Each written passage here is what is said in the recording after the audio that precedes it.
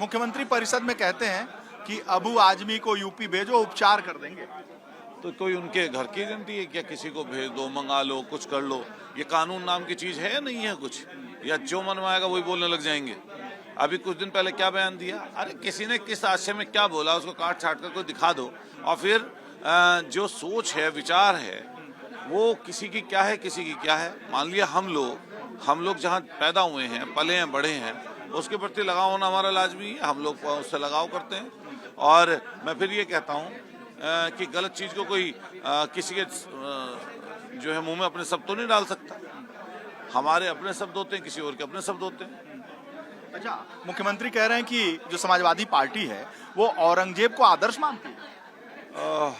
इनके लिए तो वो संजीवनी है, हिंदू मुसलमान की डिबेट होना।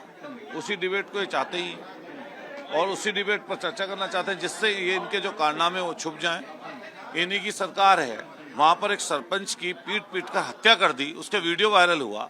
और वहीं भारतीय जनता पार्टी के सहयोगी अजीत दादा हैं, तो उनके सहयोगी साथी ने जिस तरीके से हत्या कराई वो, उसके बारे में मुख्यमंत्री ने क्यों नहीं यहाँ पर खड़े होकर कहा कि इनके पार्टी के एक बड़े नेता जो मुंडे थे उनका इस्तीफा हुआ है उस चीज में, हत्या में। तो यहाँ पर उसके सदन में खड़े होकर ये भी तो कहते कि मैं उसका भी इलाज करूंगा जिसने वो हत्या करवाई है, जिसको मंत्री पद से इस्तीफा देना पड़ा। तो माननीय मुख्यमंत्री जी सबसे पहले जो हत्यारा तुम्हारा मंत्री था उसके बारे में बोलते कि उसके इलाज कैसे करोगे? ये बताइए कि मायावती ने पहले आकाश आनंद को निकाला, फिर आनंद कुमार को नेशनल कोऑर्डिनेटर के पद से हटाया। क्या बसपा, क्या मायावती पारिवारिक विवाद में उलझ गई है? देखिए, हम लोग उनके अंदरूनी विषय है, वो बहन जी क्या करती हैं, बड़ी नेता हैं, तो वो जो करती हैं तो वो जाने। लेकिन जो मैं आम लोगों का मैंने सुना 2-3 दिन में, जो आम बहुजनों की जो आवाज निकल रही थी वो ये निकल रही थी कि कहीं ना कहीं ऐसा महसूस होता है कि जो विपक्षी सोच की होना चाहिए, उनको जो विपक्षी सोच उनके अंदर होनी चाहिए, उसमें कहीं ना कहीं कमी आई है। मतलब आप क्या इशारा करना चाह रहे हैं? इशारा मैं ये करना चाहता हूँ कि हम लोगों का ध्येय होता है कि क्या नाम, भारतीय जनता पार्टी को कैसे हराएं। और उत्तर प्रदेश में समाजवादी पार्टी ऐसा दल है जो भारतीय जनता पार्टी को यहाँ पर हरा सकता है। लेकिन ये जो एक्टिविटी बहुजन समाज पार्टी में हो रही है, इससे कहीं ना कहीं बहुजन जो वोटर है उसका झुकाव समाजवादी पार्टी की तरफ बढ़ रहा है।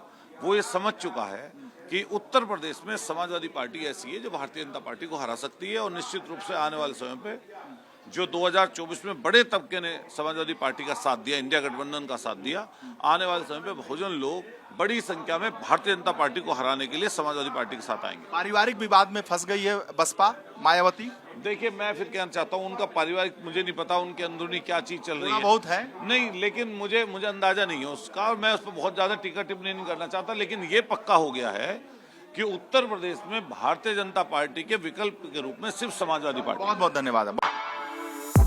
For exclusive and insightful videos, subscribe to our new channel ABP Live Premium.